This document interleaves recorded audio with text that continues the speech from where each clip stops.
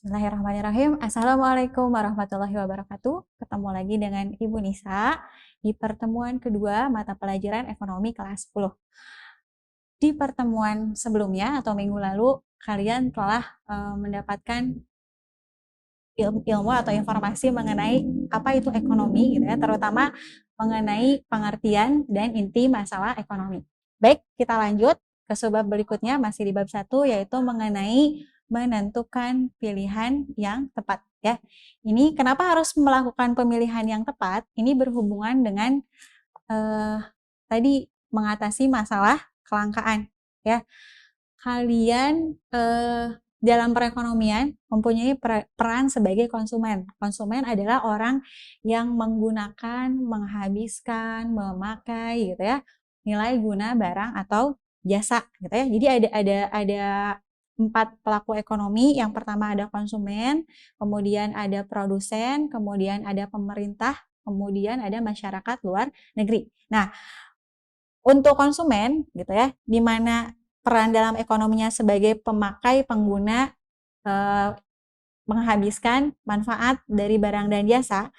Misalkan yang kedua adalah pelaku ekonomi produsen.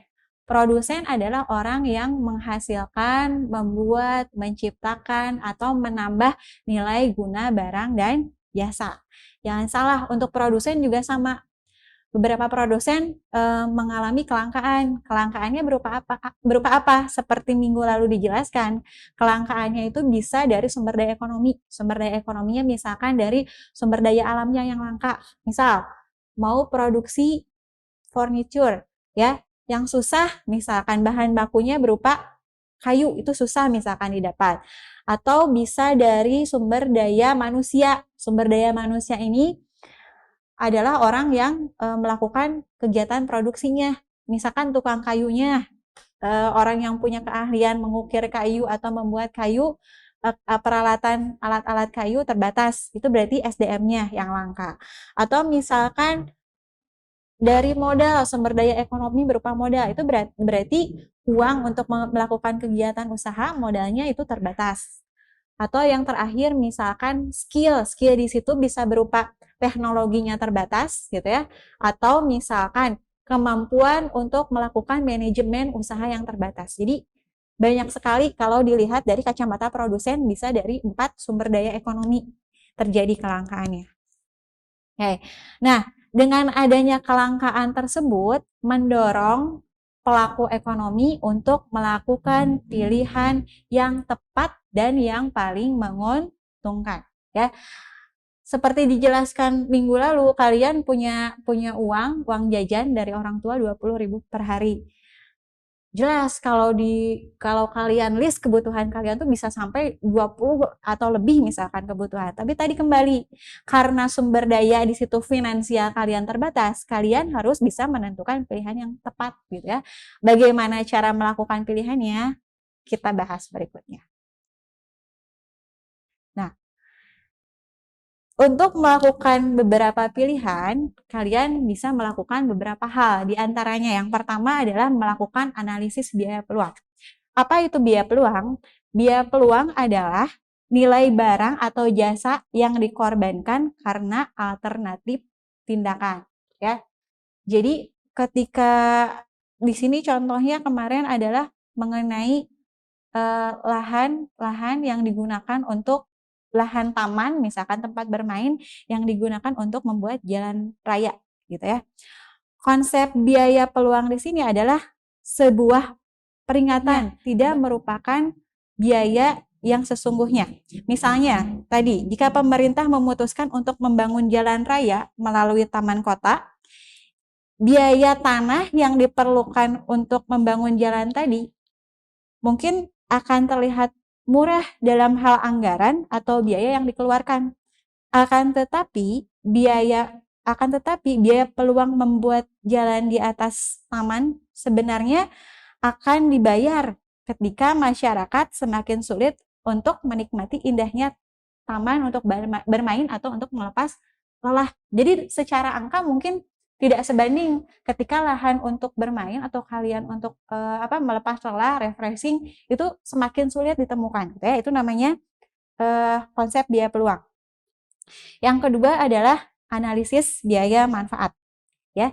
Jadi analisis biaya manfaat adalah suatu teknik yang digunakan untuk membandingkan berbagai biaya dengan manfaat yang diharapkan. Ya, jadi ketika kalian ingin mengkonsumsi atau memilih daftar keinginan kalian, kalian harus memikirkan manfaat mana yang jauh lebih besar dari misalkan 2 atau 3 pilihan. Tentunya kalian akan memilih barang, mengkonsumsi barang yang manfaatnya jauh lebih besar. Ya. Kemudian yang ketiga adalah mengidentifikasi faktor pendorong kegiatan ekonomi. Suatu kegiatan ekonomi pasti didasari oleh motif-motif tertentu, ya. Jadi faktor pendorong atau motifnya ini bisa berasal dari dalam, internal, atau bisa juga berasal dari luar, eksternal. Misalkan kalian nih sekolah, misal sekolahnya normal, luring gitu ya, tatap muka. Kalian di sekolah mau jajan, ya. Kalau ketika kalian melakukan pemenuhan kebutuhan untuk memenuhi untuk menghilangkan rasa lapar kalian dengan jajan, kalau kalian misalkan jajannya karena karena lapar, berarti itu faktor pendorong kalian mengkonsumsi adalah faktor internal dari dalam diri kalian sendiri. Tapi kalau kalian misalkan melakukan kegiatan konsumsi, jajan, ih itu teman lagi makan cireng enak, ih itu teman lagi makan seblak enak. Berarti dorongan atau motif konsumsi kalian itu berasal dari dorongan luar, faktor eksternal, ya. Oke, faktor berikutnya keempat adalah menyadari trade-off. Trade-off adalah situasi di mana seseorang harus membuat keputusan untuk memilih suatu hal dengan mengorbankan hal lain dengan alasan ekonomis. Misalkan dalam hal waktu, kalian pulang sekolah nih, waktu kan panjang gitu ya, banyak. Nah, di situ kalian memilih apakah waktu yang kalian punya digunakan untuk belajar atau untuk bermain game. Oke. Kemudian yang kelima, ya, di sini untuk melakukan pilihan kalian harus berpegang pada prinsip ekonomi. Apa itu prinsip ekonomi? Prinsip ekonomi adalah prinsip tindakan dengan pengorbanan tertentu untuk mendapatkan hasil yang sebesar-besarnya.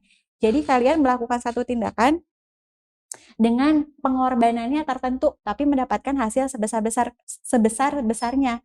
Atau kalau dengan kata lain, jeli melihat peluang atau pengelolaan keuangan. Yang dikira-kira misalkan jangan sampai kita belanja itu pengorbanannya besar, tapi manfaat yang didapat hanya sedikit. Nah, itu adalah beberapa hal, 5 hal yang perlu kalian lakukan untuk melakukan pilihan. Oke, selanjutnya ada prinsip-prinsip yang mendasari konsumen untuk melakukan pilihan. Di antaranya adalah pendapatan, ya. Pendapatan yang terbatas mengharuskan melakukan pemilihan. Jelas, karena tadi untuk mengkonsumsi barang, sumbernya gitu ya, sumbernya itu dari mana? Dari pendapatan. Jadi ketika mau konsumsi harus lihat pendapatannya bisa menutupi keinginan atau kebutuhan kita atau tidak gitu ya. Kemudian yang kedua, konsumen membuat keputusan dengan mempertimbangkan alternatif. Ya, ini sama seperti analisis biaya manfaat ketika ingin mengkonsumsi barang, ingin belanja, ingin memanfaatkan barang, pilih di antara 2 atau 3 barang tersebut yang memberikan manfaat yang paling besar terhadap konsumen gitu ya, atau kalian. Yang ketiga, sebuah barang dapat digantikan dengan barang lain. Konsumen dapat mencapai kepuasan dari banyak alternatif yang berbeda. Baik misalkan ketika kalian melakukan konsumsi, baik mie ayam ataupun lontong sayur, dua-duanya ini bisa menghilangkan rasa lapar.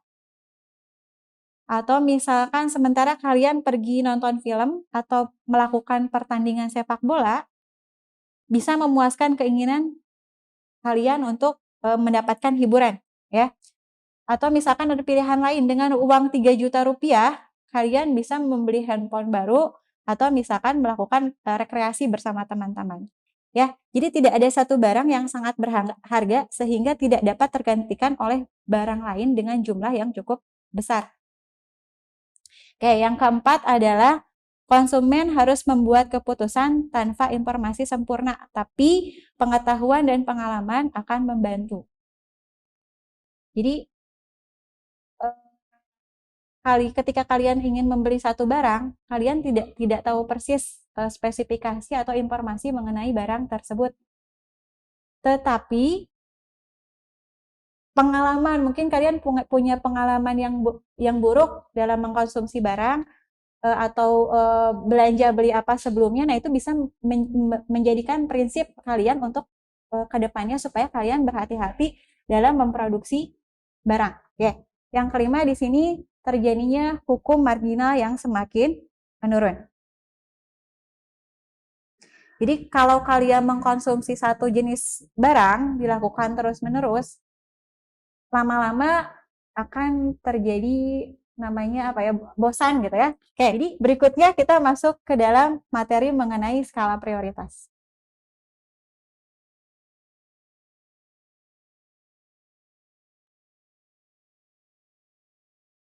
Oke, nah tadi pilihan, sekarang kita masuk ke dalam materi skala prioritas dan pengelolaan keuangan. Ya, jadi dari list kebutuhan kalian, apapun yang kalian inginkan, kalian harus bisa menentukan kebutuhan mana yang lebih penting. Nah, itu adalah skala prioritas ya. Jadi skala prioritas adalah kebutuhan yang lebih penting yang harus didahulukan pemenuhannya daripada kebutuhan lainnya. Ya. Jadi nanti di sini di tabel sebelah ini ada beberapa kebutuhan yang harus dipenuhi. Yang pertama di situ ada kebutuhan yang paling diutamakan, yaitu kebutuhan primer dan kebutuhan sekarang ya. Kebutuhan primer itu apa? Kebutuhan primer adalah kebutuhan yang pertama dan utama. Jadi kalau tidak disegerakan, tidak dipenuhi kebutuhannya, itu bisa mengganggu kelangsungan hidup. Contohnya apa? Contohnya misalkan kebutuhan akan makan gitu ya. Jika kondisinya apalagi dalam kondisi kelaparan, kalian masih menunda untuk melakukan konsumsi atau makan, itu bisa mengganggu kelangsungan hidup kalian, bisa sakit atau bahkan meninggal. Kemudian kebutuhan sekarang, ini juga kebutuhan yang harus diprioritaskan. Misalkan kalian sedang sakit, butuh obat tertentu dan harus saat ini, maka tidak bisa dinantikan, harus didahulukan kepentingannya atau pemenuhannya harus dilakukan saat ini juga. Oke, kemudian yang kedua, prioritas kedua adalah kebutuhan sekunder dan kebutuhan di masa depan. Kebutuhan sekunder itu apa? Kebutuhan yang dipenuhi setelah kebutuhan primer terpenuhi, gitu ya. Kemudian kebutuhan di masa depan. Jadi di sini hal-hal kebutuhan yang sifatnya bisa ditunda. Kemudian prioritas ketiga adalah kebutuhan tersier, yaitu kebutuhan akan barang-barang mewah. Berikutnya adalah mengenai pengelolaan keuangan. Ya, pengelolaan keuangan dapat dilakukan dengan beberapa hal. Yang pertama yaitu membuat pembukuan keuangan. Ya, jadi alangkah lebih baik belajar dari sekarang. Kalian membuat pembukuan, misalkan sumber finansial kalian dari orang tua berapa, kemudian kalian mendaftar kebutuhan kalian dalam satu hari, satu minggu, atau bahkan sebulan apa saja, gitu ya. Memungkinkan tidak dari sumber finansial kalian untuk memenuhi kebutuhan kalian. Jika tidak, tadi kalian harus melakukan skala prioritas, kebutuhan yang mana yang harus didahulukan kalian penuhi ya. Jadi membuat pembukuan itu mulai dari perencanaan penganggaran ya, atau misalkan setelah melakukan penganggaran, kalian bisa membuat buku kas sendiri. Jadi uang masuk berapa, pengeluaran hari ini berapa, saldo uang per hari ini kalian berapa. Dengan begitu kalian bisa mengontrol pengeluaran kalian. Nah, oke, kemudian yang kedua yaitu memonitor dan mengevaluasi secara berkala. Tadi dengan buku kas tadi, kalian bisa mengontrol nih, jangan-jangan satu hari ini misalkan orang tua ngasih uang jajan per satu minggu. Dengan adanya catatan, kalian bisa mengontrol nih pengeluaran kalian untuk konsumsi hari ini over budget, atau bahkan misalkan kalian punya sisa untuk melakukan tabungan gitu ya di poin ketiga. Kenapa harus menabung? Karena kita kadang dalam kehidupan sehari-hari ada kebutuhan yang sifatnya mendadak gitu ya, atau ada barang yang kalian inginkan, kalian bisa memisahkannya dari uang jajan yang sudah diberikan oleh orang tua gitu ya, supaya tadi dari manfaatnya kalian bisa mengelola keuangan, kalian juga bisa belajar mandiri, memenuhi kebutuhan dengan sumber daya yang terbatas. Oke, baik, untuk pertemuan kali ini bahasan mengenai penentuan kebutuhan, skala prioritas, dan pengelolaan keuangan dirasa cukup. Ada tugas gitu ya. Tugasnya adalah silahkan kalian bikin daftar kebutuhan kalian selama 1 minggu. 1 minggu kebutuhannya apa saja silahkan di list. Pertama itu bikin list kebutuhan kalian selama 1 minggu. Kemudian tentukan berapa sumber daya. Dalam hal ini kalian sebagai konsumen tentukan berapa jumlah finansial atau uang jajan yang kalian punya. Setelah itu silahkan dari daftar keinginan tadi kalian kelompokkan mana yang masuk ke dalam prioritas pertama, kedua, dan ketiga. Oke, cukup sekian. Insya Allah nilai tugas kalian silahkan nanti dikirim ke Google Classroom atau WhatsApp.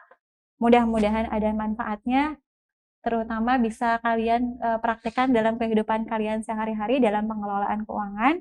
Dicukupkan sekian. Assalamualaikum warahmatullahi wabarakatuh.